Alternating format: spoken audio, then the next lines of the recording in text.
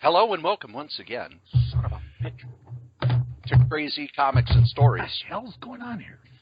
It's me, your charming and delightful Stop old it. Uncle Rat Bastard. Stop it! God. And at the other end of the series of tubes and wires we call the internets is Joe, Crazy Writer. I take it you're not doing well today, Joe. You know, I was all happy to get my brand new laptop. I got it here in front of me, and it's just driving me up the wall. I hate Windows 10. I hate updating things. I hate remembering old passwords. I can't get my iPad to go into iTunes and put my Nano music on. Apparently, I got to buy a new software for it, and Windows keeps upgrading. I can't make new folders. It making my headphones do my microphone, and my microphone do my headphones. Okay. Who's wearing their pants high and complaining about the government down here?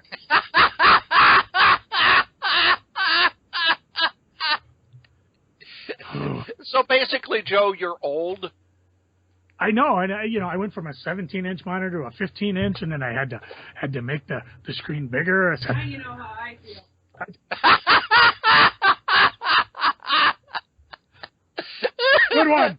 Good one. No, seriously, it was a good one. If Chris wants to be on the show, she has to get closer to the microphone. No, it was a good one. No, I'm just going crazy. I mean, I texted Cory like 50 minutes ago. Okay, I'm ready to go.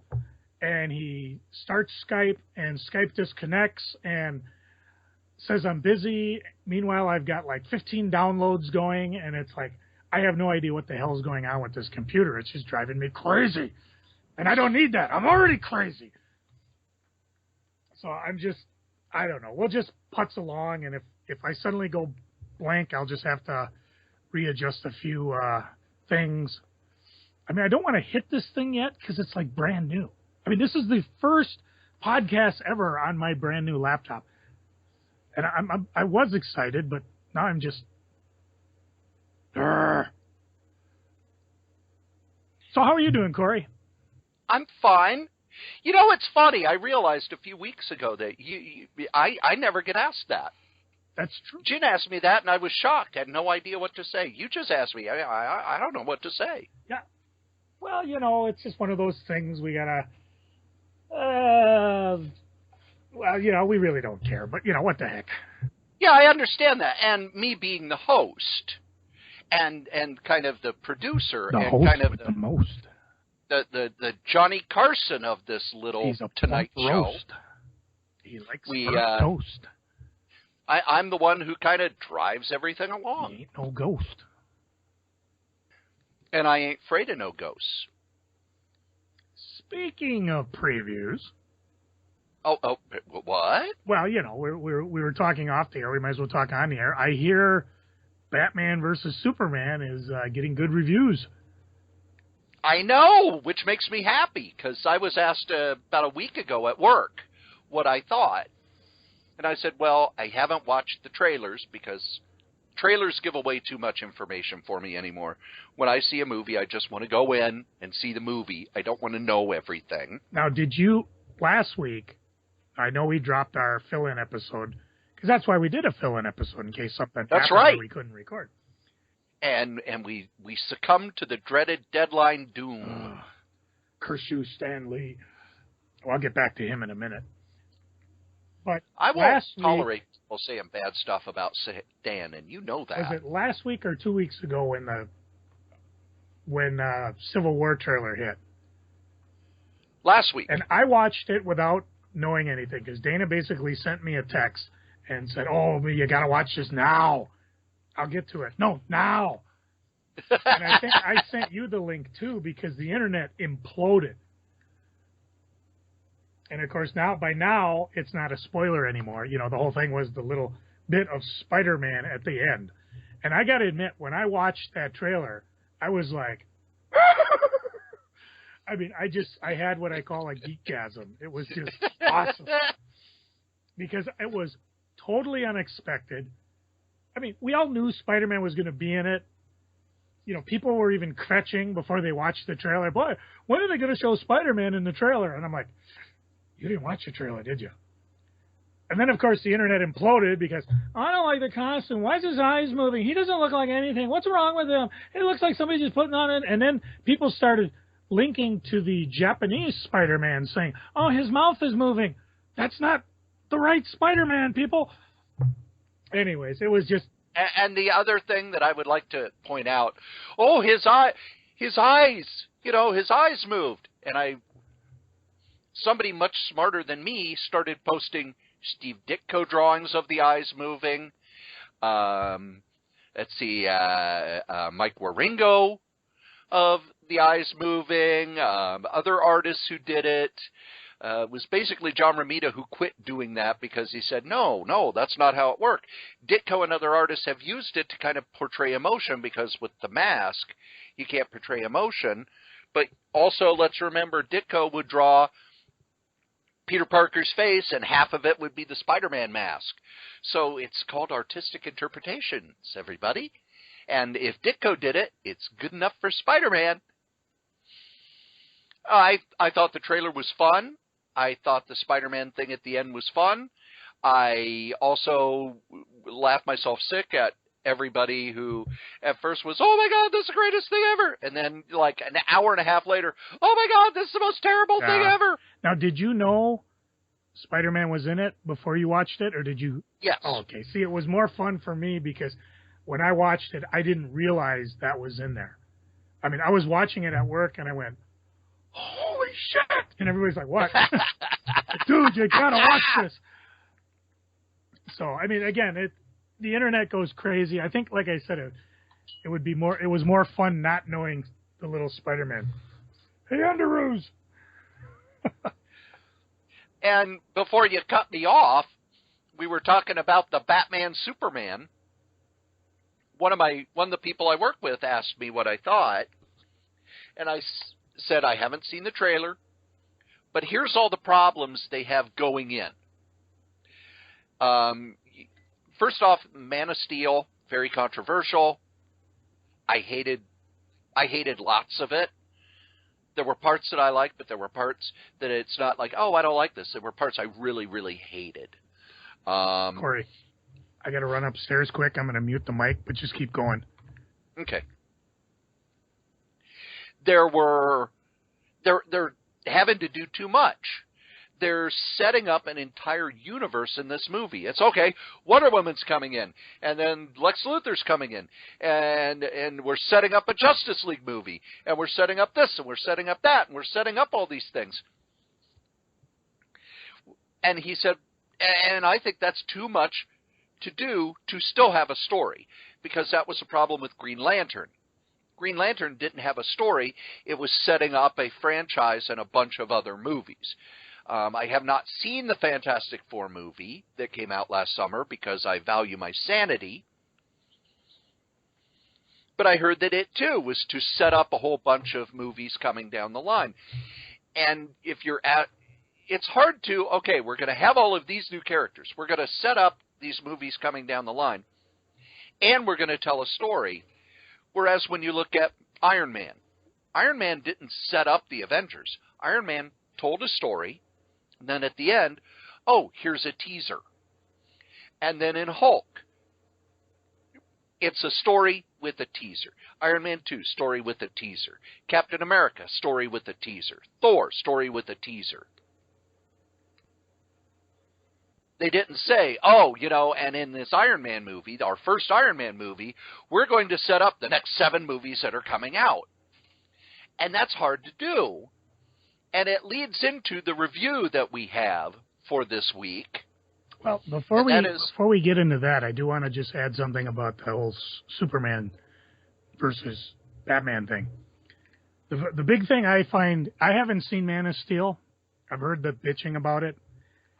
I think this film will show the consequences of all the damage that they never talked about in Man of Steel.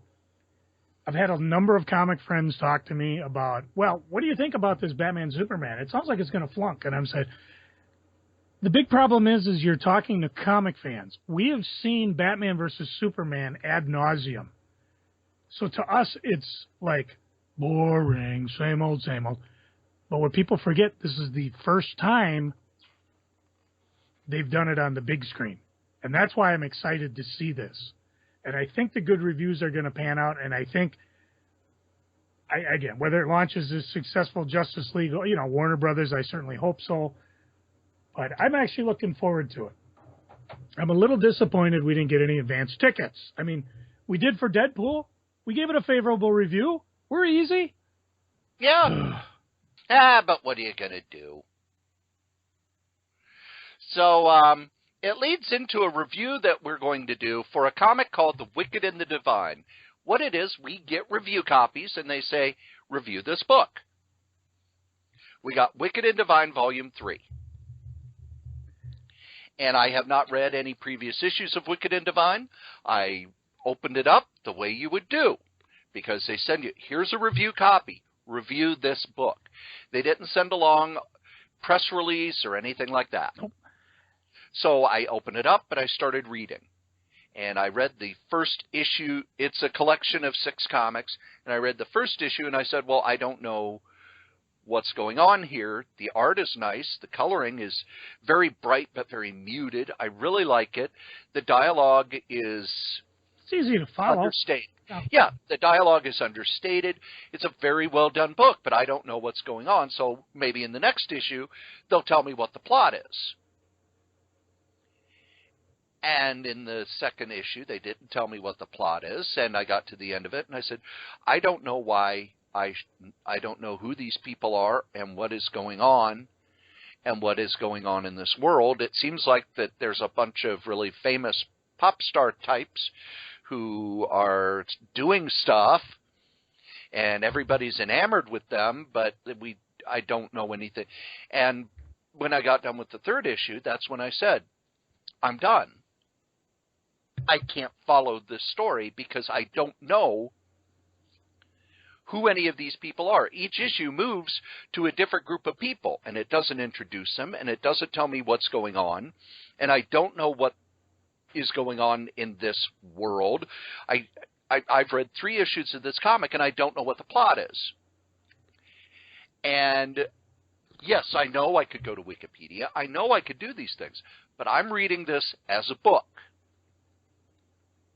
Nowhere in the book does it tell you anything. And just to make sure, I went into the comics room that I have, into my library, and I grabbed a random trade from the Ultimate line, which was kind of the first line that started the decompressed storyline telling. It was made for new readers. I grabbed a volume of Fantastic Four at random, and I opened it up, and there it was on the first page. Reed Richards did this, then this happened, and that's how they became the Fantastic Four. Here's who they are, and here are their powers. Since they've formed a team, these things have happened, and now we open here. Everything I needed to know for this story they're going to tell. In that story, the characters referred to each other by name, something they didn't do in Wicked and the Divine. So within a few pages, I knew who these people were. I knew their names. I was able to put names. Oh, Reed Richards, it said over here that he's this. And if you're a longtime reader of Wicked and Divine, you're probably saying to yourself, well, come on, we know what the story is. They sent us Volume 3 and wanted us to review Volume 3. And I have to go and I'm 3 issues in, and I don't know what's going on. Joe, your opinion? Well, see, I had one advantage you didn't, because back in episode 235, I actually reviewed Divine and the Wicked, the Image first, where they, for $1, do the first issue of the comic. And when I do, it was during Freaking and Geeking, and so I just kind of do a quick one-line thing. And I just talked about that. How the hell did I let this one get by me? Was essentially the comment. And I thought the story was compelling, and I said I was going to pick out the trades. Now, when I got to Volume 3 that they gave us to review, I was actually kind of, okay, well, I think I know what's going on. And I really don't. Because, well, like you said, it's like walking into a room where everybody's talking and nobody's paying attention to you. You don't know what's going on. You don't know who they're talking about. You really have to read issues, well, either the comic issues or volume 1 and 2 to be able to really know what the hell's going on with volume 3. Before I get into that a little bit more, I just want to say the art is really good. The characters are easy to recognize. Okay, this person was in this column and this person's here, and I don't know who they are because, like Cory said, there's no names involved. The story flows with easy panels. I just don't know who is who or why they're doing what they're doing or, even what the F is going on. And as we thought about this, I should say, as I thought about this, trying to figure out how to review this, I'm to the conclusion that when you're doing a story like Divine and Wicked, this is definitely creator-owned. I mean, it's a fantasy comic book. It's written by Kieron Gillen, illustrated by Jamie McKeelve, if I'm pronouncing it right. And, of course, it's published monthly or more or less by Image. It is a beginning, middle, end story. They said it's going anywhere from 30 to 60 issues. And, heck, the television rights have even been optioned, so it's obviously got something going on. But the problem is, okay, fine, you're doing your story the way you want to, beginning, middle, end, no recap. You've got to remember what I call the shooter principle. Everybody's issue is somebody's first. If you're expecting someone to just pick up Volume 3 off the shelf and read it, you're wildly mistaken. It's not going to happen. How it happens with some books like Walking Dead, do they have cappers in the beginning, or is it just everybody? Yeah. Okay, there you go. I mean, it's, this is a world where there are zombies. These are the survivors, and I know in a couple of the trades that I looked at, in the back of the book, they have a headshot of the character and the character's name. Which could help boom, because boom, boom, boom, if boom, you don't boom, know boom, who the because characters there's so many characters. Yeah, you're not going to know what's going on. But somehow they've managed to make it so that every time we talk about graphic novels, Walking Dead's always at the top of the sales volume. Now, I suspect, well, judging by what I said way back in episode 235, Divine and Wicked looks to be an awesome story. But it's one you're going to have to start with volume 1, 2, and go to 3, 4, however many they do. Which means you're not going to pick up readers along the way. No. And look at Sandman. You're going to have to. I don't know how you would do that if you're not going to do a recap. Again, this might be the story you want to say, and maybe you don't need that in order to keep moving forward. To me, it's poor storytelling. And to because be fair, even if someone is reading this comic, there are times when it's 2, 3, 4, 5 months between issues. And I don't know about anybody else. I read other stuff. So when I pick up a comic, I'll go, okay, I know what's going on. All right, who's this minor character? What's this? And when I look at a book like Sandman was a 75-issue story. But each trade paperback introduced the character, let you know what was going on, and then told the story. When you tune into a TV show, they introduce the characters in every episode. Joe, you've been watching Cheers, right? Oh, yeah. You knew all the characters in Cheers, but they all referred to each other by name. You got a little thing where they would do kind of a joke or something to let you know who that character is. You knew Norm was not a guy who worked in the bar. Nope, Norm was a guy who came in, everybody knew him, and he had a wife named Vera. They explained these things. Cliff wore his postal worker uniform. They give you significant things to identify the characters. Well, we'll end the review, and then we'll go into a little more on this, because I think this is, to me, this is something important. To be fair, too, if you go back and listen to our reviews of X-Files and Batgirl, certainly characters that in the consciousness of geekdom don't need any real introduction. We said the same thing. In Batgirl, we came in, and we're like in the middle of the story. X-Files, same thing. I was like, okay, we're in season 11. I probably should have read season 10 because I'm like, I thought the lone gunmen were dead. Oh, they came back during season 10. Again, a synopsis in the beginning, maybe.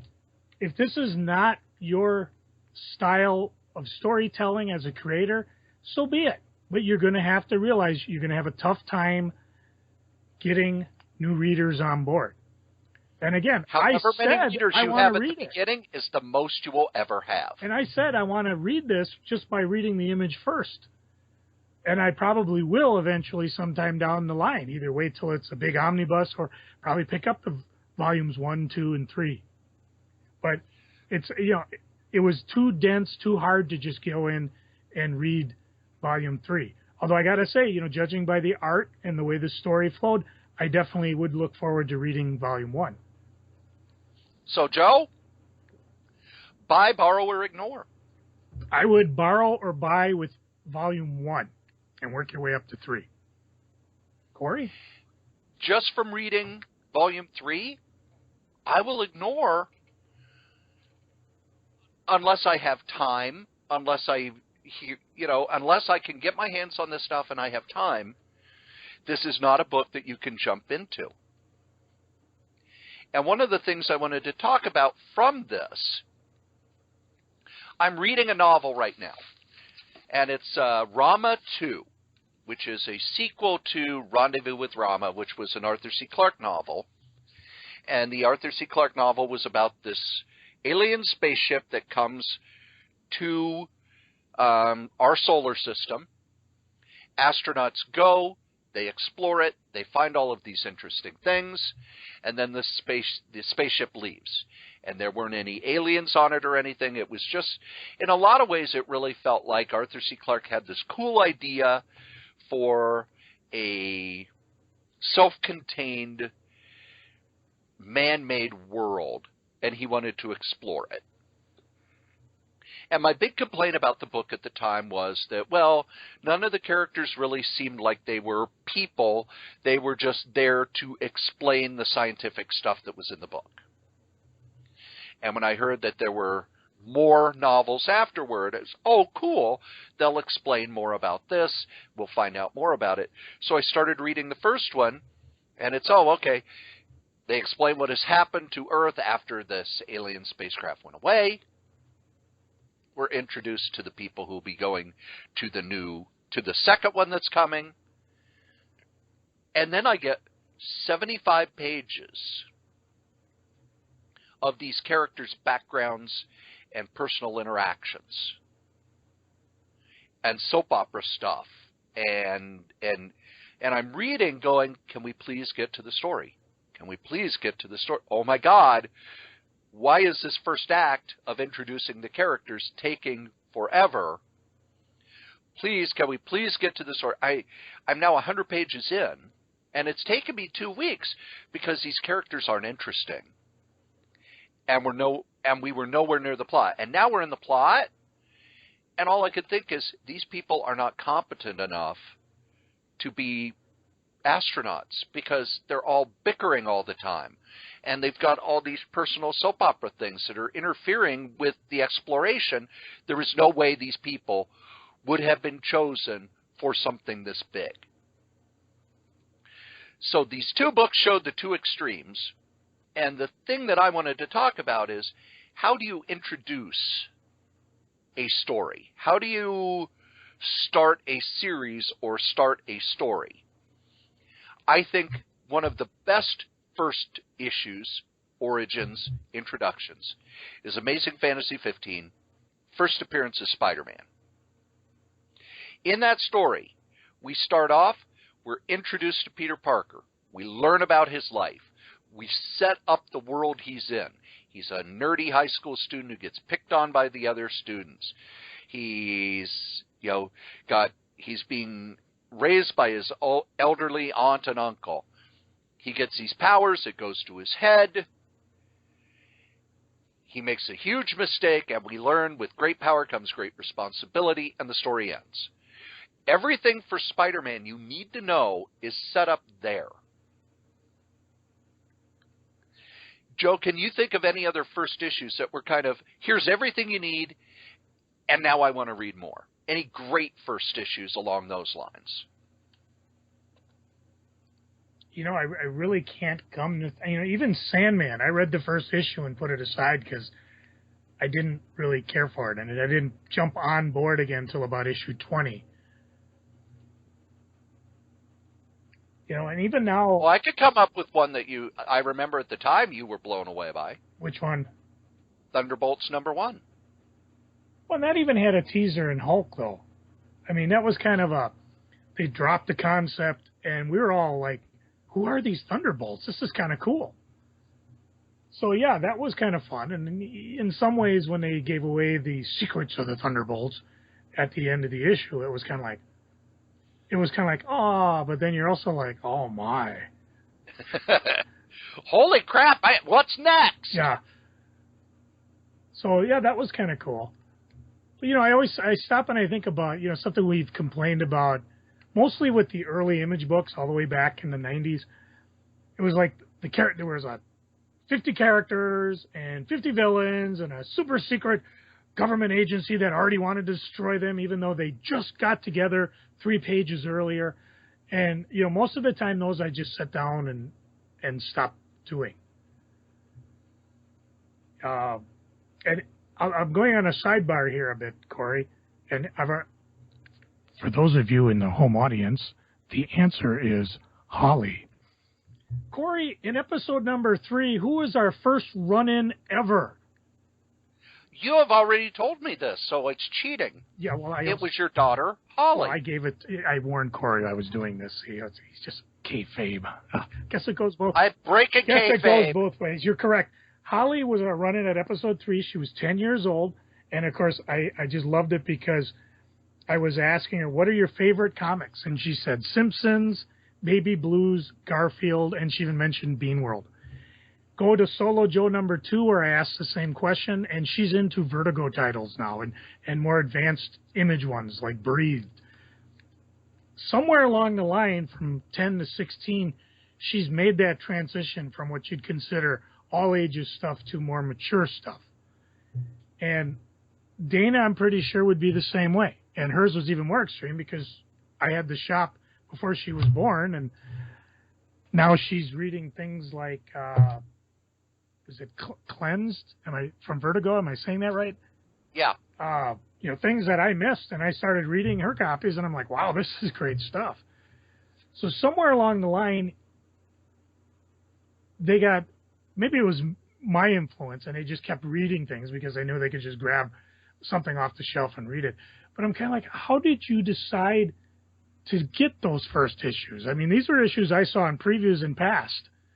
Yet when I'm reading them, I'm like, wow, these are pretty good. Maybe I shouldn't have passed them. Even things like Scarlet Witch, Vision, I didn't pick those up when they first came out because I'm kind of like in you got to wow me, and a lot of times a little one-page panel in previews doesn't wow me. And then later I'm like, oh, I missed out, but I was able to, you know, catch up later on. So let's construct a mythical comic book. We're going to try to get somebody hooked with issue number 1. First of all, are we going to use a pre-established character from DC, Marvel, whoever? Or are we going to make our own? Let's just talk generic. Well, see, to me that's important, though, because if you're taking somebody who's already established or a licensed property, you have a history you can draw on, so you've already got half your job done. Whereas if you're taking something totally new, for example, say Weekly World News, you've got to draw people into that, and I think your job's a lot harder trying to get somebody in on that first issue, unless you happen to luck out and get George Perez to do a variant cover. I think even with the licensed properties, there are certain rules that need to apply. Think of the Micronauts. Yes, there were toys, but the mythology of the toys wasn't really brought into the comics. Same with ROM. ROM had a mythology, but you still had to introduce it. Transformers, you still have to introduce who are these characters, why are they here, who are their opponents. So I think the first thing you need to do in any story is have a hook. Why do I want to keep reading this? If this is a superhero book, why do I want to read this superhero book and not the 200 others that are out? If it's a mystery, what's the mystery? If it's science fiction, what makes this different? What is your hook? Joe, you've seen cop shows, right? Yeah. Okay. Did you ever watch the show The Shield? No. I'm aware of it. Did you watch Hill Street Blues? I did. Do you remember the pilot for Hill Street Blues? Yes. Okay. How did they get you into that world? Well, first of all, the hook at the end was when... No. At the beginning. How did they get you? Well, first how of did all, they introduce this world to you? You have to have accepted that first of all, you knew it was a cop show. Okay. Say just for some reason you just happen to be flipping channels and you turn it on. They had an opening roll call where they kind of said, "Here's what we're doing," and you watch the different cops react, and you kind of get a feel for who they are. You're missing the big important point that pays off later. We have what is known as a through character. This is a character who's going to be pulling us through the story. We had 2 brand new cops. This is their first day in the precinct. And we're following them. With the Shield, it was the same thing. It's okay, we've got this new cop. He's going to be infiltrating. He's basically going to be joining up with the Special Crimes Unit that the higher-ups think is dirty, but they can't get any proof. So you need a through character, a character or a way that's going to introduce you to what is going on.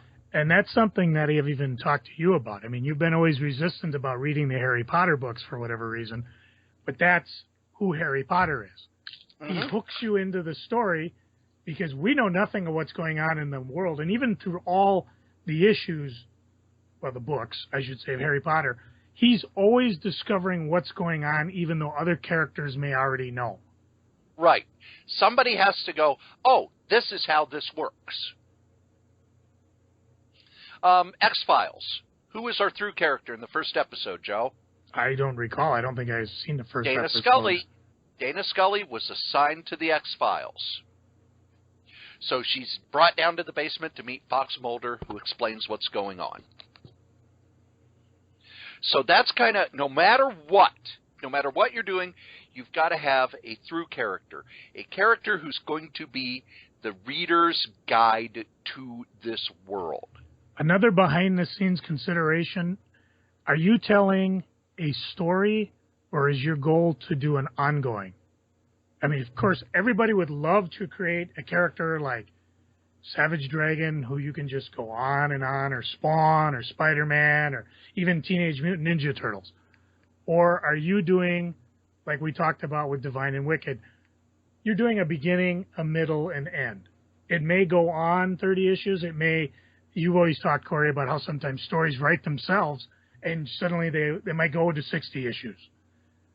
Dave Sim talked about that. I mean, he said specifically, I'm doing 300 issues. And Cerebus dies at the end of the last issue. And, he always said that. And it happened. Sandman, I don't recall. I think Gaiman said, yeah, there is an ending to it, but he was vague about it until he finally came up and said, okay, issue 75 is it. To which David Sim told Neil Gaiman, now you know the horror of all the fanboys telling you, oh my God, the series is ending. How can you do that? And also, if you go back, the ending, he plants the seeds for it in the first few issues. He basically, a writer who's doing a finite story lives by the law of Chekhov's gun. Anton Chekhov was a playwright. And he had a rule. If you show a gun in the first act, it must go off in the last act. If you're doing a finite story, you need to know where it ends. Now, how you get there can change. And that's what Neil Gaiman talked about, where he said, I know it has an ending, but I don't know how I'll get there. That is kind of the exploration method of writing a story. There are other people who will write an outline. And here are my story beats, and this is where I'm going, and this is how it... But for comics, when you hear someone say, I have an ending, and I don't know, blah, blah, blah, Grant Morrison was like that. When he started The Invisibles, he said it will be 100 issues. But then as he was writing it, it's, nope, it's going to be a different number of issues. There will be a volume 1, a volume 2, and a volume 3. Volume 1 will be this, volume 2 will be this, and volume 3 will be this. So in your first issue, you almost have to set some expectations as to, is this a novel or is this a series? But you may not know. You know, if your sales are bad, your 60-issue novel may only last 12 issues. And that's something you have to deal with.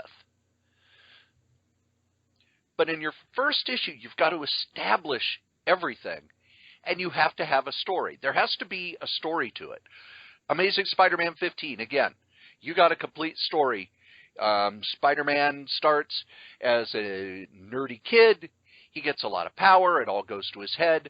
Because it all goes to his head, he has to live with the fact that because of his inaction, one of the two people in the world who loved him unconditionally is now dead.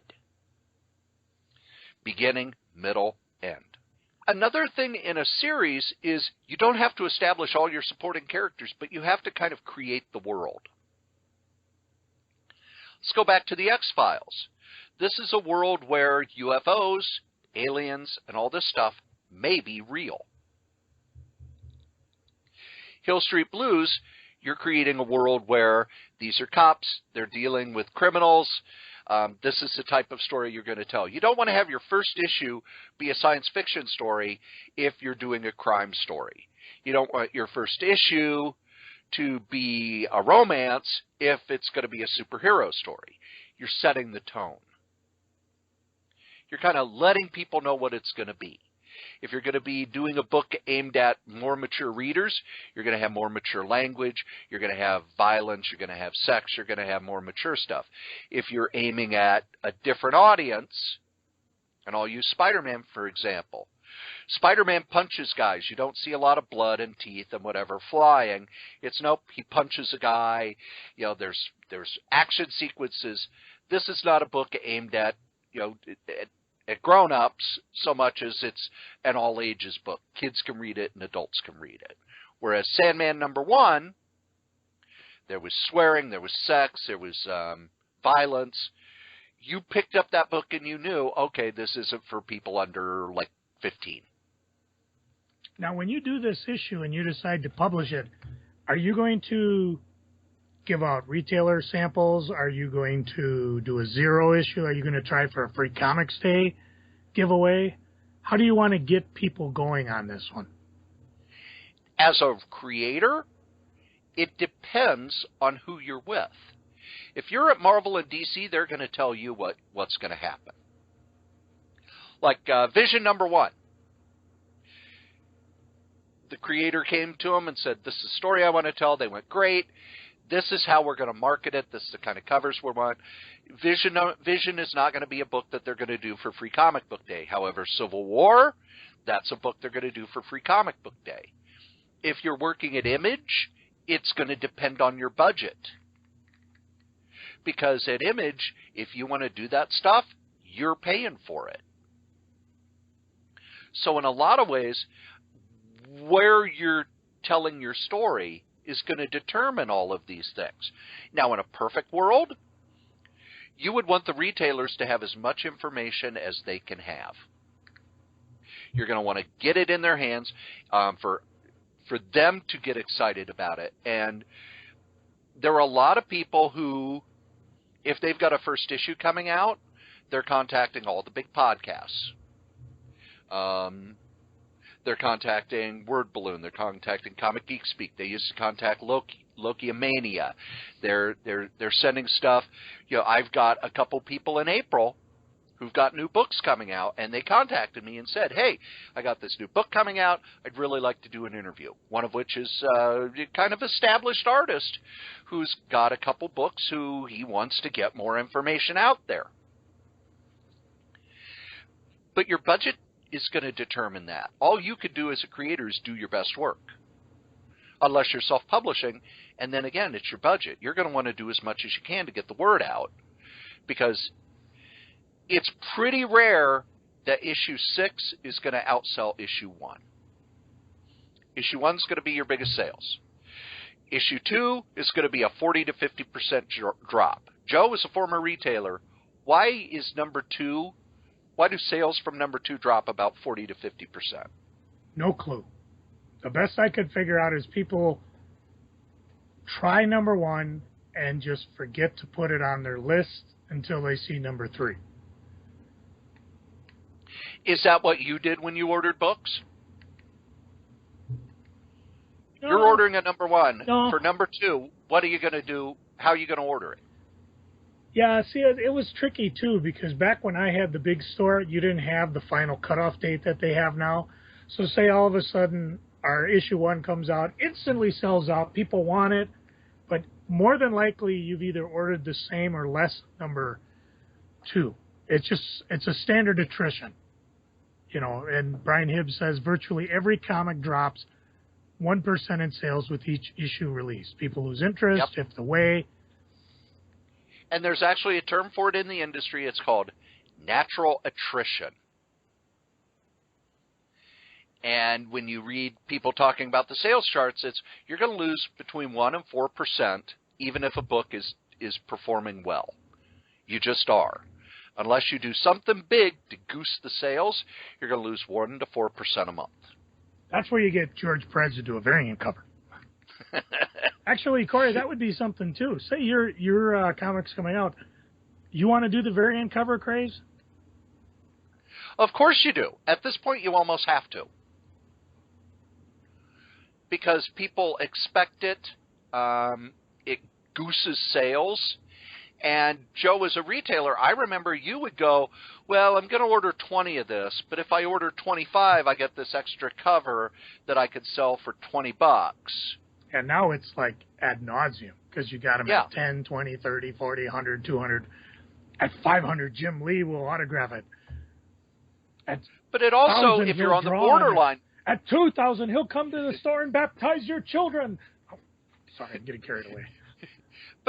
But it can kind of push up sales a little more on a midline book. It's like, well, normally I order 20 of these, but if I order 25, I'm going to get this premium item.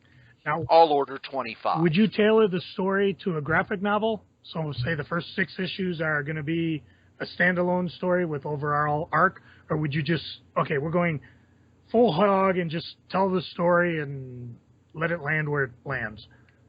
I think, once again, it's going to depend on where you're at. At Marvel, you are actually guaranteed a certain number of issues. I think for new books, they actually will guarantee.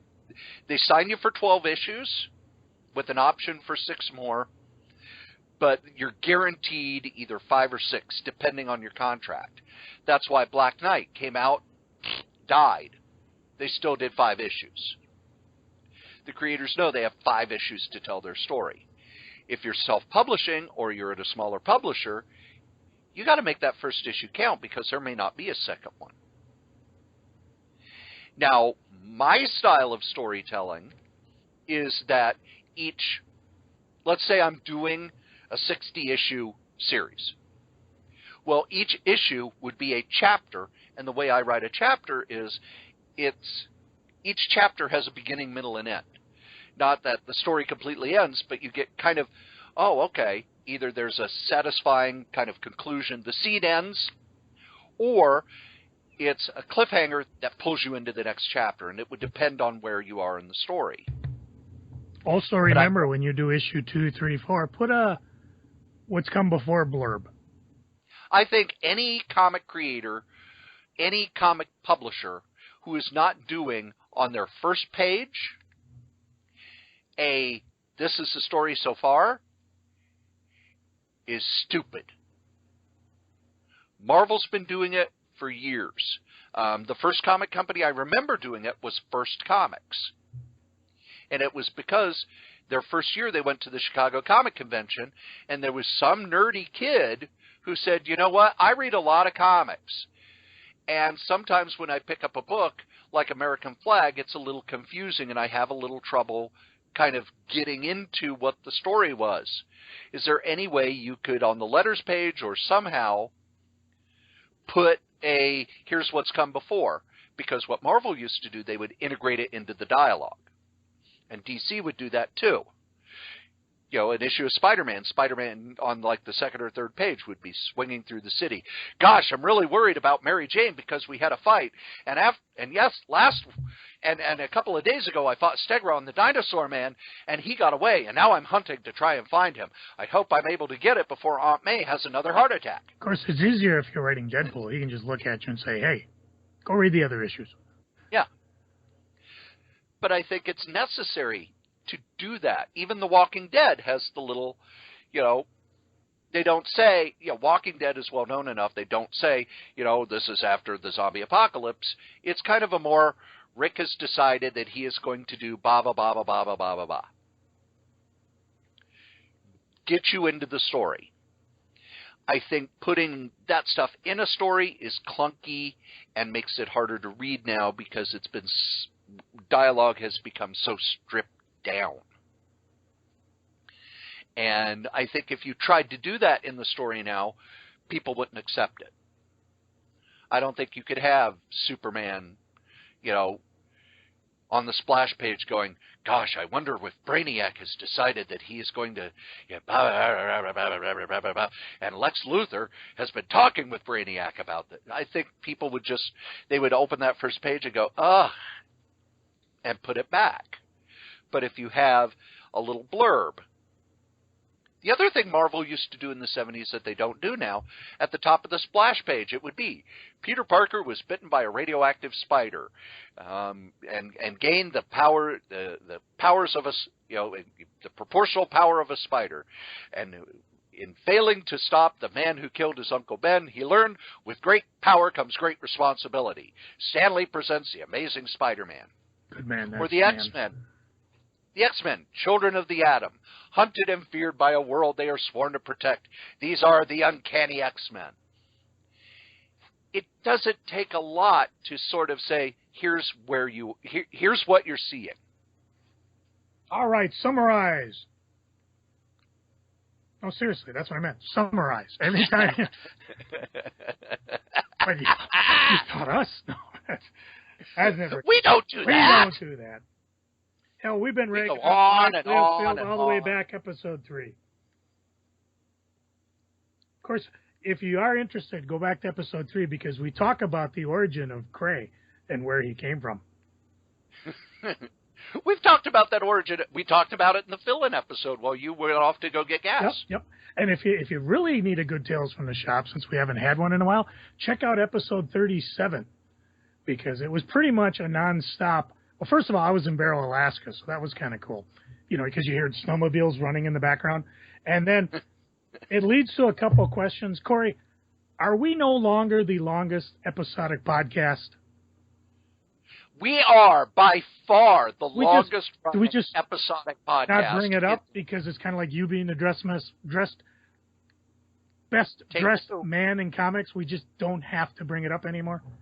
We don't have to bring it up anymore, much like the fact that I am a national treasure. Now, Cory, do you remember what the original title of our show was going to be? I think, for some reason, I remember it being Traveling Geeks. No. Our original title was going to be Two Bobos on a Bus. That was your original title. Oh, no, that was ours. Go back to episode 37. It's all there. Really? It was a fun episode. I'm glad we didn't go with that because, wow, that does not sound good. The other question is, and of course we'll call this an Ask the Strode. Uh-oh. What did you do that I was initially in full Kray mode about, but later admitted I was wrong? Shopwise. Oh, the bundles. Exactly. You hated the bundles. Hated them. You hated them. It. What did you doing? These valiant books are worth a fortune. They're worth $1 billion. Akbar. And it was Joe. They've been sitting on this shelf for years now. It was while you were gone, by the way. It was while you were on vacation. But before you went to Psycho Susie's. Yes. Well, Psycho Susie's I did not go to until until my son discovered it. And that was after he drove. So that had to be like 2008, 2009. Yeah, that was when I was up in Barrel. 2009. Because there was also, might have been even into 2010. But we were proud of the fact that we did 35 shows our first year. Yeah. Now that, you do that in a month. And oddly enough, there was no geeking or freaking back then. No, that came much later. I don't know if we did that in the first 100. I don't know, but I'll find out. I'm going through them. Slow but steady. Oh, let's see. Psycho Susie's. I even remember the first time I went there. I was dating a woman, and oh, man. Uh-oh, Cory's having a flashback. This should be good.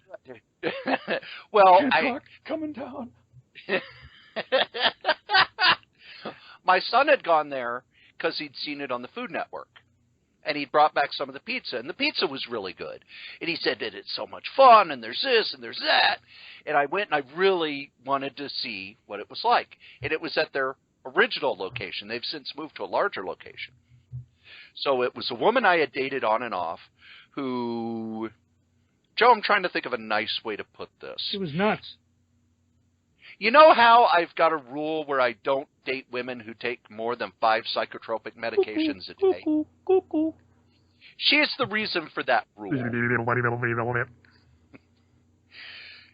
So we went, and I'm loving this place. You know, the music's a little too loud for me because I like to have conversation. But it was fun, and it's a really cool place. Psycho Susie's Motor Lodge. The people who own it have opened a second one that I went to with Jen a couple weeks ago called Betty Danger's Country Club, which is kind of Tex-Mexy with a lot of odd twists to it, and the food is really good there too. But I went to Psycho Susie's with this woman, and we'd broken up and gotten together and broken up and gotten together, and we were kind of deciding if we were going to get together again. And through the date, she started saying things that I would kind of, you know, when someone says something and you kind of go, did I really hear that? Did you really put those words together and consider it a sentence? And by the end of the night, we're getting in the car, and she starts talking about things she was seeing that weren't there. And I'm driving her back to her place, and I ask, ever so innocently, have you been taking your medication? And she said, no, I quit taking it a couple of weeks ago because I'm all better now. Why are all these people staring at me? There's no one staring at you. Yes, there are. There are all these eyes all over the car, and they're all staring at me. There aren't any eyes, and everything's fine. And then she started crying, and I said, do you think I need to take you to get some help? And she said, yes, and please hurry. We drove to a specific hospital that I won't name that had an emergency kind of, you know how hospitals have an emergency room? This hospital had an emergency room for psychiatry. Bring her there. She talks with them for a while, and they say they're going to check her in. Joe, I did one of the smartest things I've done in a while. You know how I said that her and I were discussing whether we would get back together or not? Mm-hmm. I said, I don't think we're getting back together at this point. Dun, dun, dun. One of my friends always loves my I used to date a woman who stories. I haven't told a lot of them on the podcast, but there you go. There's one of them. I used to date a woman who, at the end of our date, I've dropped her off at the psych ward more than once. Cool. What does that have to do with comics? Nothing, but who are our sponsors? These guys. Believe it or not, kids, this silliness has actual real sponsors. Our first sponsor is Graze.com. Graze gives you healthy snacks sent to your house. You can have them delivered weekly, bi-weekly, monthly, and your first box is free if you use the code CORYS3R5B. Our second sponsor is Bombas. Bombas socks are some of the best socks in the world, and remember, for every pair you buy, they donate a pair to a homeless shelter or other worthy cause. Just go to bombas.gotocloud.org/SF30. That's right, those are our ads. Go check out our sponsors. And you know, every time we're done with the sponsors, we talk about what's on eBay. Joe?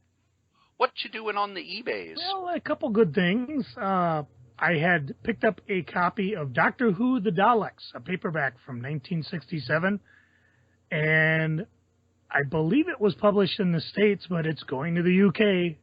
Somebody overseas picked it up, and I tried reading it, and it wasn't all that good because it didn't really...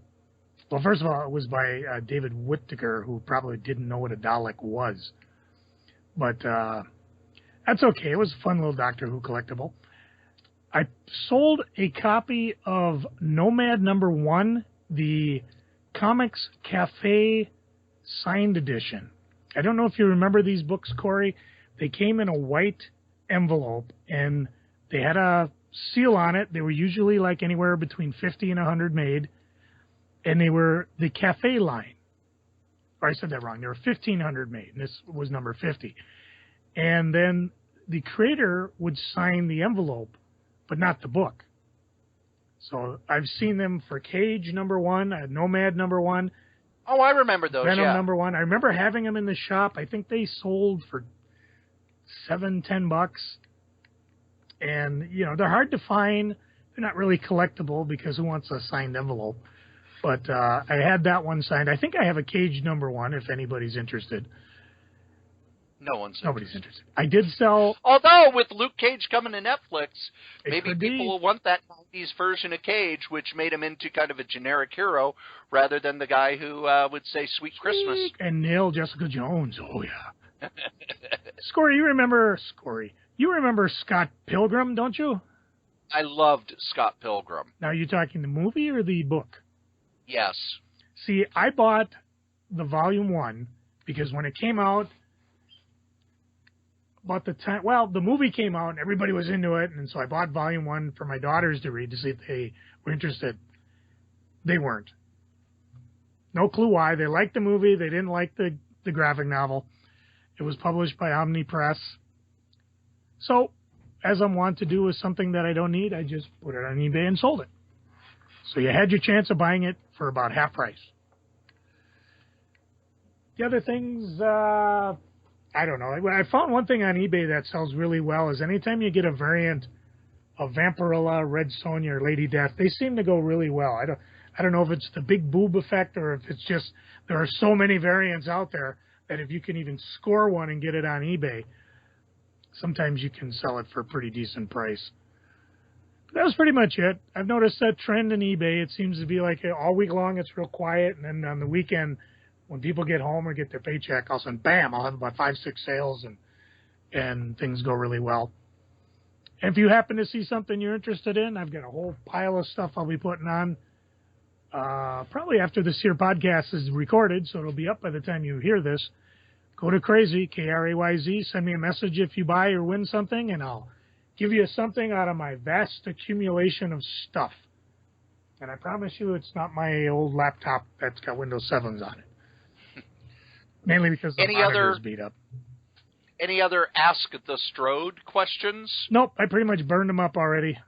Okay. I know you're all ready for them, but I'm going to pepper them through the show. I don't want you ready for them.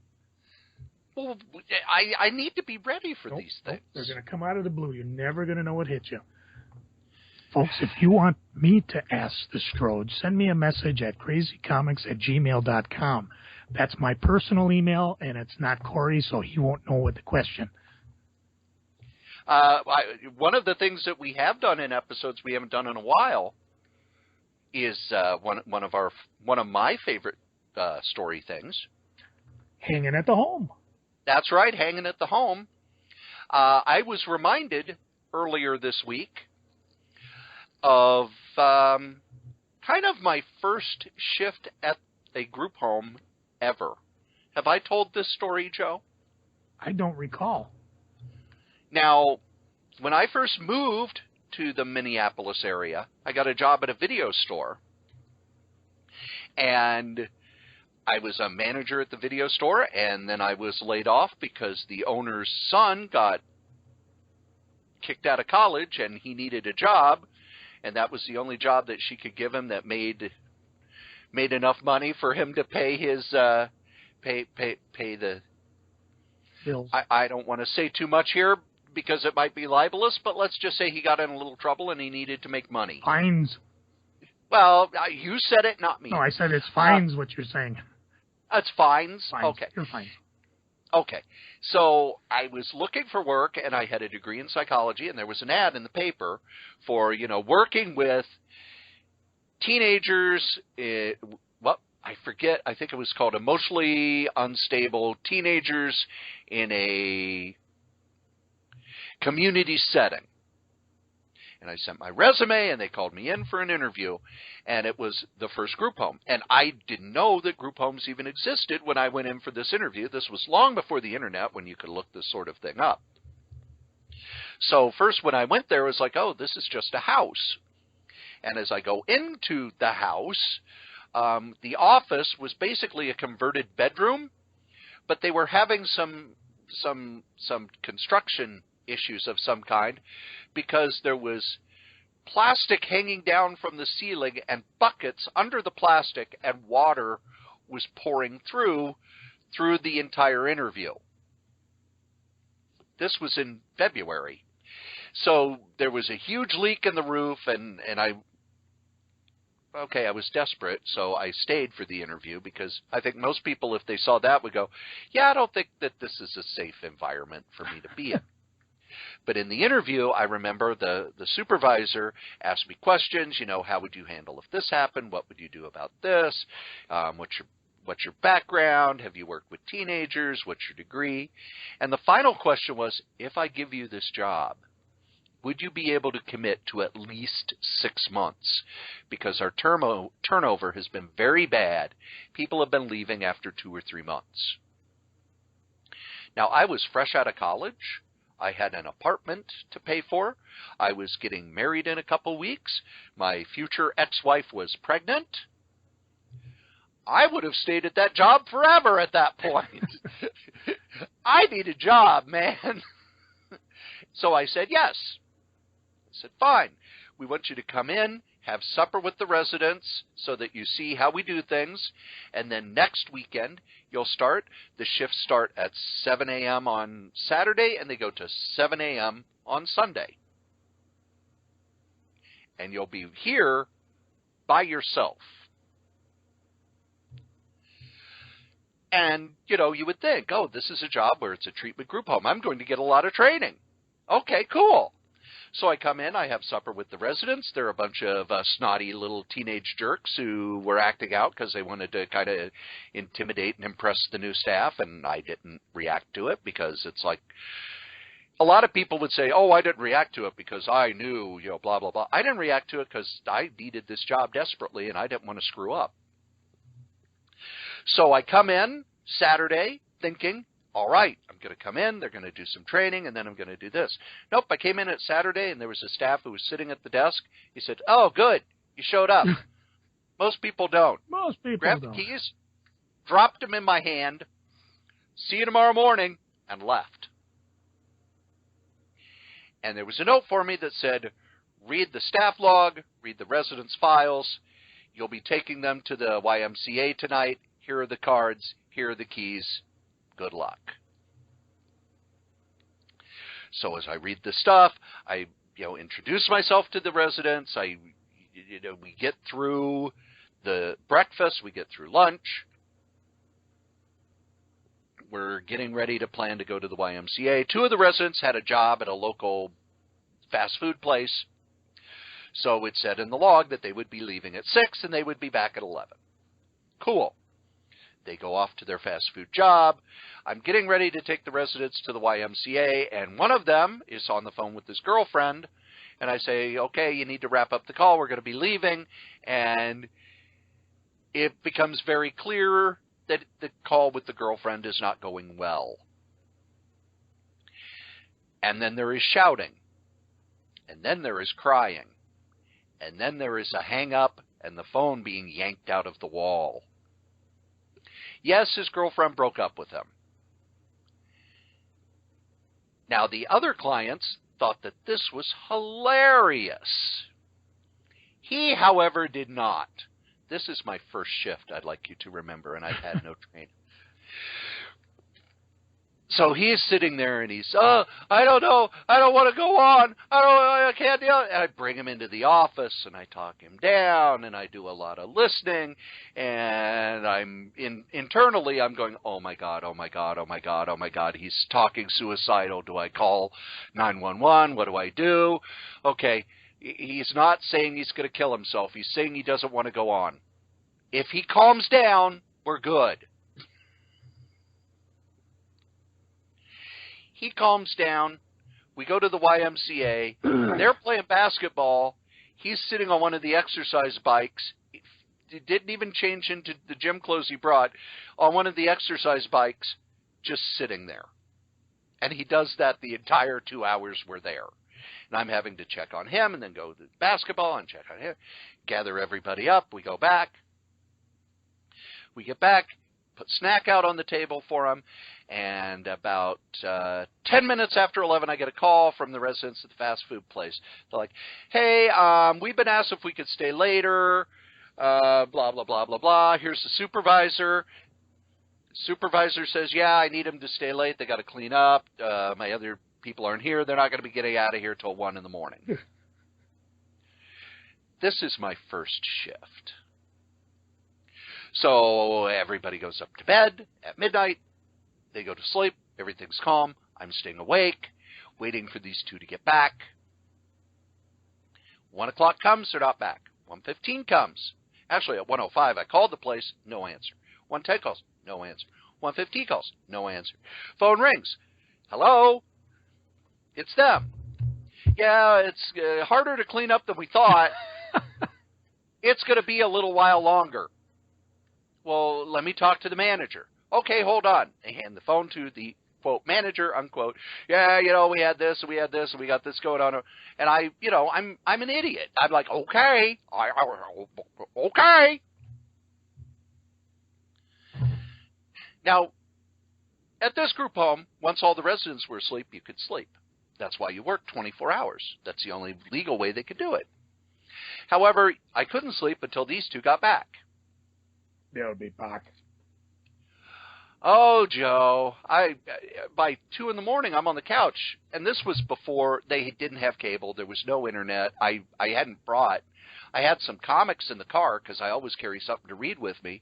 But by 2 in the morning, I'm just, doing the bobbing for apples where your head goes down, then you jerk up because, oh my gosh, I fell asleep. And at 2 o'clock, I call, no answer. 2:30, I call, no answer. I'm like, oh my God, do I need to call the on-call? If I call the on-call, it's like, okay, it's my first shift, and these two guys took off, and they've gone on run, and you're going to fire me, and I'll be destitute and living in my car, and my car's a Chevy Chevette. I'm going to die alone and penniless and cold of hypothermia.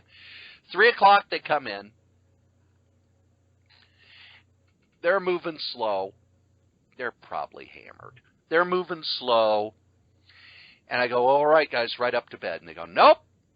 We'll be getting up in 3 hours anyway for breakfast, so we're going to start making breakfast now. I don't think it's okay for you guys to do that. And this is burned into my brain. One of them just looked at me and said, I don't fucking care what you think. And they get stuff out, they start making breakfast, and it's a whole big thing, and they're going to make pancakes, and they make eggs, and they make this, and they make that, and they make this huge mess, and I go, okay, guys, you need to clean it up, too. And they're like, yeah, we'll get to it. And they make the huge breakfast. At 6 in the morning, they're finally done with the breakfast, and I have not slept except when I kind of the head has gone down and they're not listening to me, and then they go in and I'm like, all right, guys, go to bed. No, we'd be getting up in an hour anyway, so we're just going to hang out and watch TV. And they turn on the TV. And I'm just sitting there going, I have failed as a human being. I haven't just failed as a staff. I have failed as a human being. And they're going to fire me, and I'm done. I'm just fucking done, and I don't care. This is terrible. I hate this. I don't care. About 6:45, car pulls up. It's the staff who I'd relieved the night before. He comes in. He looks at the mess in the kitchen. He looks at the two in the living room. He goes, hey, you two. Yeah? Get your asses to bed and get there now. TV gets turned off and they're upstairs. And he goes in the office, and I come in, and I hand him the keys, and I'd written everything up, and I'd written an incident form, everything, and he looks through, and he goes, oh, yeah, you know what? If that's the worst thing they pulled on you on your first shift, you're okay. You know, and, you know, my first shift, I had 2 kids who got popped by the cops for stealing a car. So, you know, as first shifts go, yours wasn't that bad. I go, well, I wasn't given any training, and I said, you got more training than I did. Go home. I went home, and I was so tired. I remember I got home, and my future ex-wife said, how was your shift? And I said, it was a gut-wrenching nightmare, and they're probably going to fire me. And I tell her what happened. She goes, you need to go to sleep. And I, boom, sleep. I was out. And then Wednesday in the meeting, because we had a weekly meeting, go to the weekly meeting, and what they did was they went over what had happened the last week. And, oh, this is Cory. He's our new staff. He started on Saturday. He had blah and blah run the scam that they needed to stay late at work. And everybody laughed, and it was hilarious, and all this. They went, yeah, you know. And everybody went around with their first shift tale, and, you know, there were some who had fights, there were some who had to call cops, there was this, and then the supervisor says, okay, now you know, when they call and say they have to work late, that it's a scam, and you're to tell them that if they don't get home by midnight, you're calling the cops. You learned that, right? Yeah, I learned that. Okay, now there are probably better ways to learn, but that's a lesson you're never going to forget, is it? So that was my first shift of hanging at the home. Joe, freaking a geeking, what are you freaking on? Well, I already covered the Windows iPad crap. No sense revisiting that. I do gotta say, I did see someone have a Preacher graphic novel fail. Read the first issue, did not like it at all. And he asked me about it. He says, I thought this was supposed to be good. And I said, well, it is, but if you're easily offended, they're trying to offend you. And this person was, so I don't think he's planning on reading it again. The other thing, at $115 million, I think Hulk Hogan's the highest paid porn star of all time. And that you're freaking about that? Cory, what are you freaking on? Now, here's what I am freaking on about the Hulk Hogan thing. Yes, it was a sex tape. Yes, it was recorded without his knowledge, supposedly. However, the one witness who has said in the past that Hogan knew about it did not testify. For me, I'm kind of freaking on it because it is pretty much a brutal suit that will abridge the First Amendment. Because now celebrities and public figures can say, well, I didn't know I was being recorded. Although, is it generic recording or just porn tape recording? We don't know. You know, I haven't read it, but I have some lawyer friends who've said that take away the tawdry stuff of this, and this could get really bad because remember how we found out Mitt Romney talking about there was 47%, you know, who will never vote for us because they're takers. They live off government funds, and the 47%, they're the poor people, and they're never going to vote for us. So we need to just forget them. Under this, he could sue. He didn't know he was being recorded. It was a fundraiser where they said no reporters. that worries me a little bit. Another thing I'm freaking on, DC was at both Comics Pro, which is a retailer association, and C2E2 over the weekend, talking about Rebirth. Still don't have creative teams. And at Comics Pro, one of the things they said that really, really, really scares me is when they said, I want to get the quote here. Here it is. Dan DiDio said, "We are returning to the essence of the DC universe." And one of the retailers asked him, why is it that the plan each and every month all the time? And they did not answer it. Well, I'm going to read. This is from Brian Hibbs' Tilting at Windmills, which is a must-read column. We did link to it on the Facebook page, and I will link to it again after this episode comes out. I just want to read this. At the end of the day, if the same editors who were editing books where sales got so low as to require a rebirth are still in charge, why should anyone assume that the line won't be in the same essential place a year from now? If we look at DC's recent Vertigo relaunch, there were roughly a dozen new books, and virtually none of them stated the premise of the comic in the first issue, which is what we've been talking about all night. Instead of writing for the trade, the most basic, most core aspect of an editor's job is to make sure that each chapter of a comic is a thrilling, satisfying read. Most modern editors dramatically fail at this, but ultimately the question is, why should we trust the people who led us into this morass twice get us back out of it? It's exactly my worry with the New 52 and with DCU, where it's, well, we've got these characters and we're going to do exciting stuff with them. Well, who's the creative team? We don't know, and it doesn't matter anyway because editorial drives it all. If DC blows this, Image will be the #2 publisher. It's that simple. Another thing I am freaking about is I have not had time to read much of anything in the way of comics. I'm barely keeping up on about 4 or 5 books that I enjoy because at my full-time job I'm still only getting minimal hours, so I'm having to take extra shifts at the group home. I've also got a lot of personal stuff going on. Oh my God, Joe, I've got a life. Liar! You know how people say, oh, go get a life. I got a life, and it's too much. I don't want to have a life anymore. I don't. I'm tapping Can out. I go back to not having a life? Out. A lot of my friends are going through some rough times, or they're dealing with a lot of chaos in their lives. I am supporting and helping them as much as I can. I've got some family stuff I'm dealing with too. And I just want to be able to sit down and read some funny books. I want to have some time to do that. And what I'm hoping is that within the next couple of weeks, I'm going to have dedicated funny book time where I can read a bunch of stuff and report back to you guys about what books I really enjoy.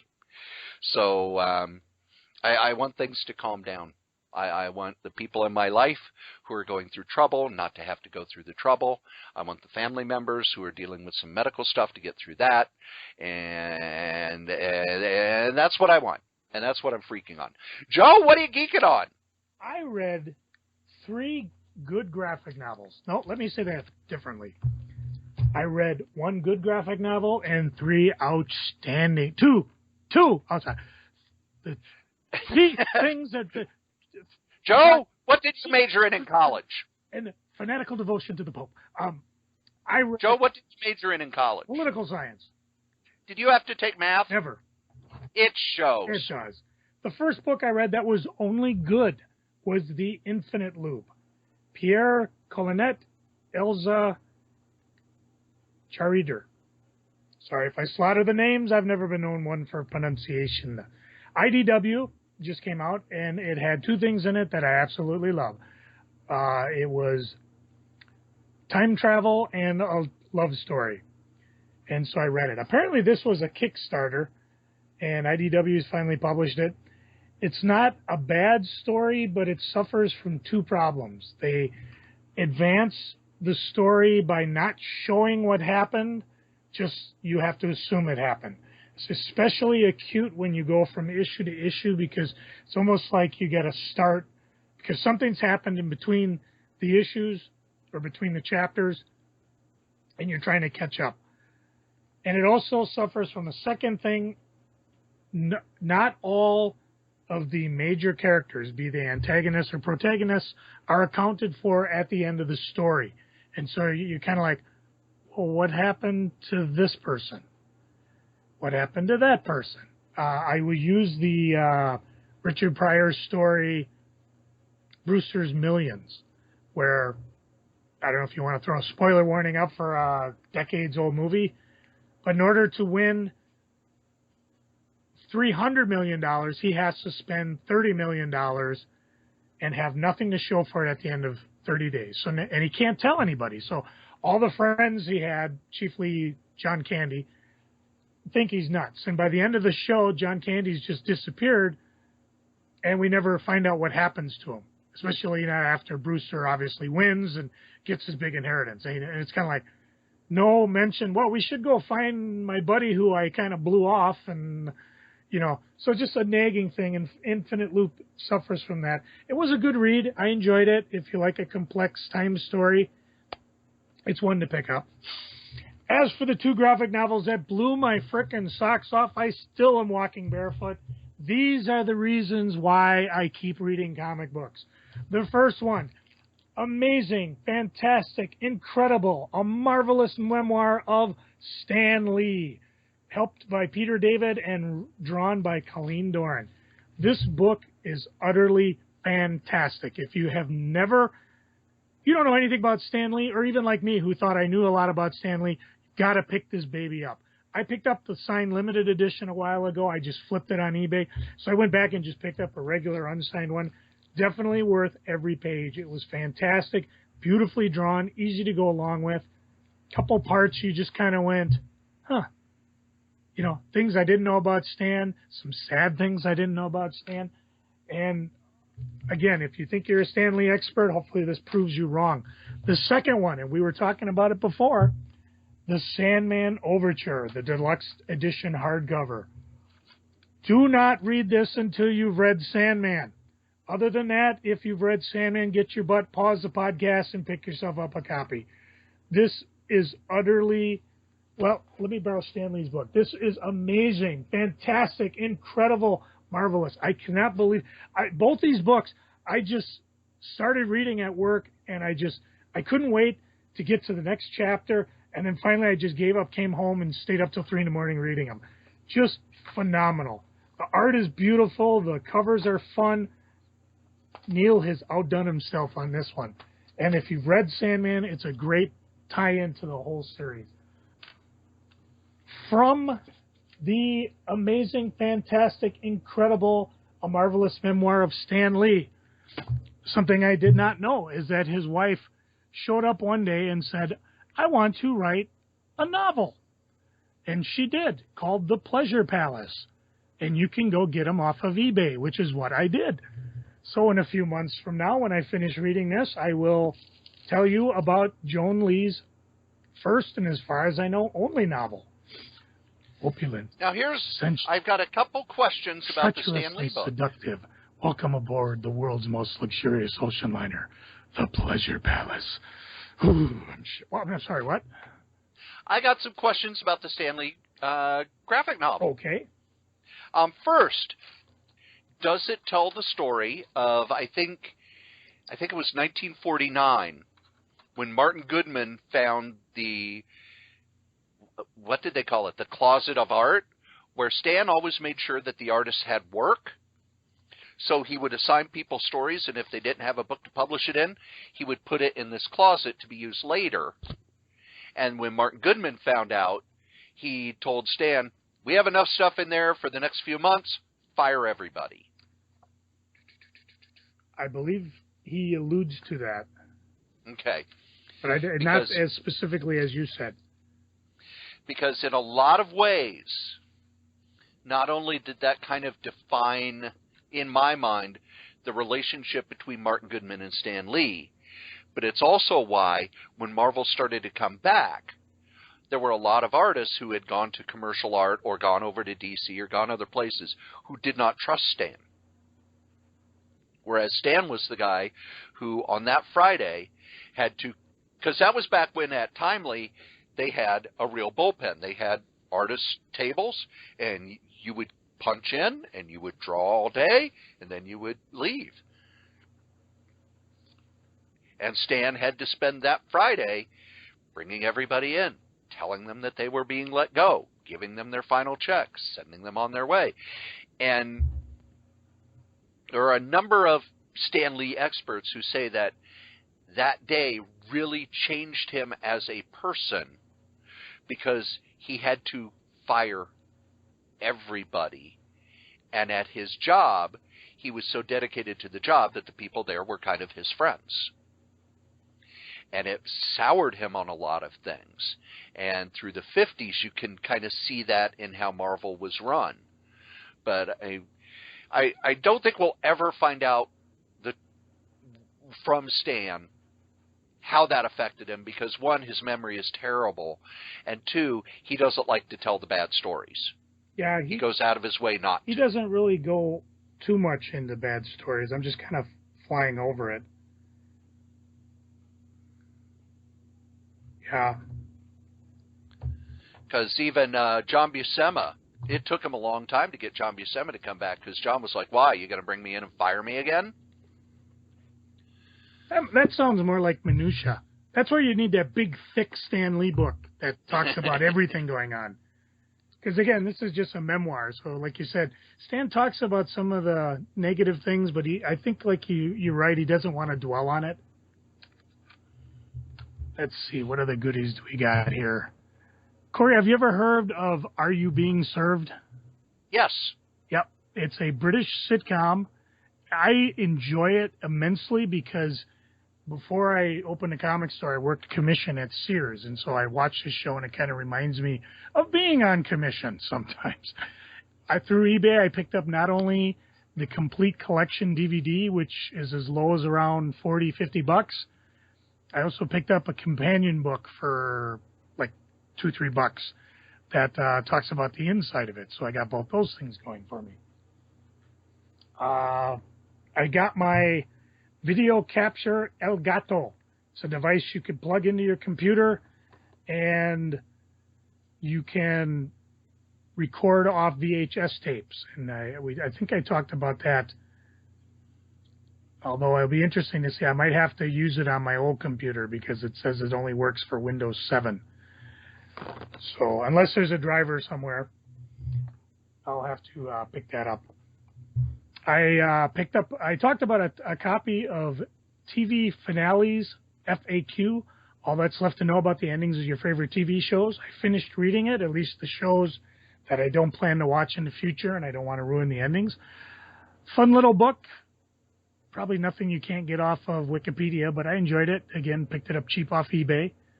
Beginning to catch the theme here. Cory, have you know anything about Celtic Women?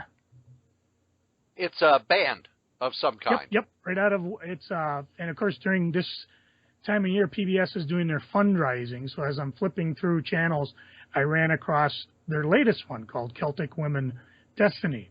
And as I watched it, I mean, other than the fact the women are beautiful, I think her name is Mariette Nisbet, the violinist, is insanely talented, and the music is beautiful. I mean, these women just have gorgeous voices. It reminds me back when I used to be in choir in high school and college, just listening how great they sounded. So I ran to their eBay and, of course, picked up the DVD. So I got a lot of stuff to listen to, and I'm sure we'll revisit it in a future Freaking and Geeking when I talk about things that I'm looking to geek on. The last thing I picked up the Wagon Queen Family Truckster. You bought a new car? Yep, a little green light Hollywood collectible Hot Wheel type car. Oh, of the Vacation, National Lampoon Vacation, the Truckster. It's got all 8 headlights, all 4 tail lights. Does not have the aunt who died on the roof, although that would have been a really cool addition. So I'm gonna. You could add it there yourself. I think you could. That would be kind of fun. Or it doesn't have the ejecting luggage either, which would be equally be cool. So that's pretty much all I've been geeking on. I'm hoping in the next couple weeks I'll be able to catch up. I haven't been reading a lot either. I mean, it's one thing I can whip through a lot of graphic novels, or I can just sit down and read a book. And right now I'm kind of reading books and waiting for Batman and Superman and all that fun stuff. Cory, what are you geeking on? First, I don't know if I talked about it last week or not. There is a digital series called Spider-Man and Silk. The 3rd issue dropped, and it's a fun story where Peter Parker and Silk go back to kind of right before they became bitten by the radioactive spider. And then their powers go away because, timey-wimey, wibbly-wobbly, Back to the Future, blah, blah, blah.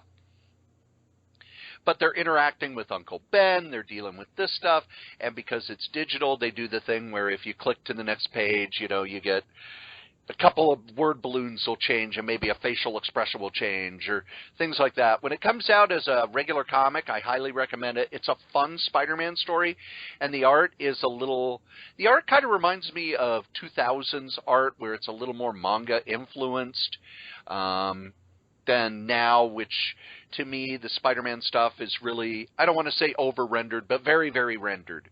It's more European than manga. I'm also all caught up on Howard the Duck. The new series, just as fun as the old series, except in this one, they're kind of explaining how he got taken by the Collector. Do you think it would be funny if somebody walked up to Howard and just said, "Hey, Leonard"? I don't think anybody at Marvel would allow that. Yeah, it would be funny. But I was on record as saying I did not want a Howard the Duck series, not by Steve Gerber. This is not Steve Gerber's Howard the Duck. The character's different. The attitude is different. The stories are very different. But it's still fun, and I'm glad that I was talked into giving it a try. I'm really liking these sort of offbeat corners of the Marvel Universe a lot lately, because the other book that I'm really enjoying, a new issue of The Vision, came out. I have no idea where this thing is going. When the Timely Comics Vision comes out, which will have the first 3 issues in a $1 book, go buy it. You'll be hooked. This is an amazing, amazing comic. The writer, Tom King, has been snapped up by DC with an exclusive contract. He's going to be the next Batman writer, and I'm excited to see what he'll do with Batman. Because one of the things, I've been reading comics for forever. I'm not even going to say how long because don't do the math. Don't do the math! 1, 2, 3. Okay. This is a story I never would have thought of.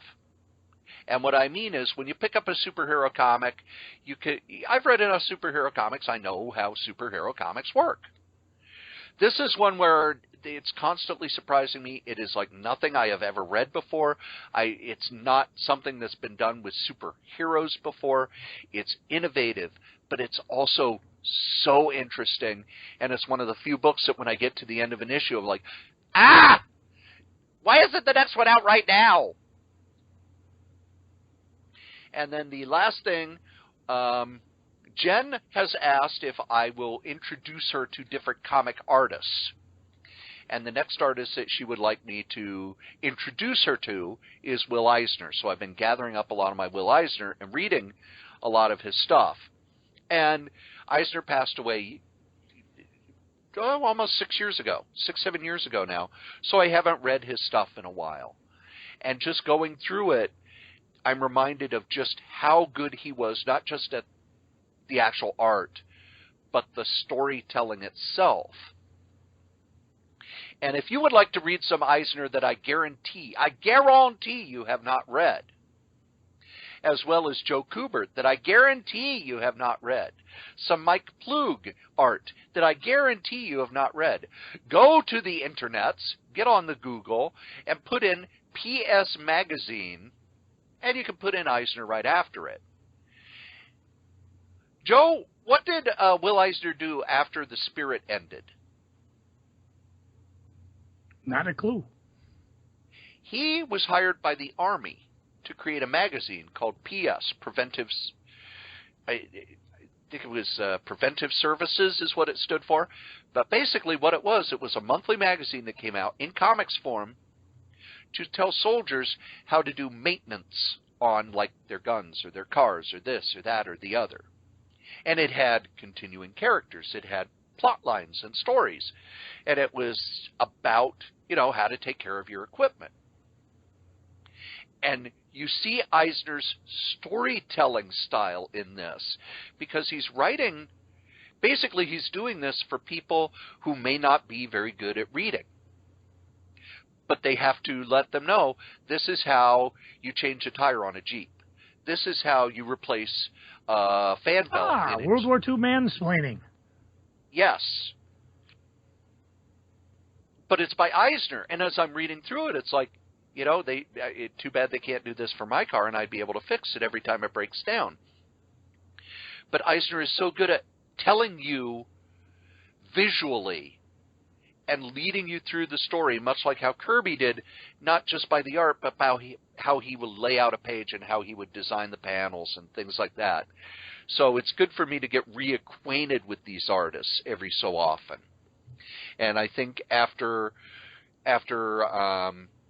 Eisner, I'd like to kind of introduce her to Harvey Kurtzman, but then again, Kurtzman didn't draw a lot. Kurtzman was more of an editor, so it would be, I'm going to let her borrow my big 4-volume Cochrane thing of Mad and say, here's everything you need to know, not just about Harvey Kurtzman, but this is where R. Crumb.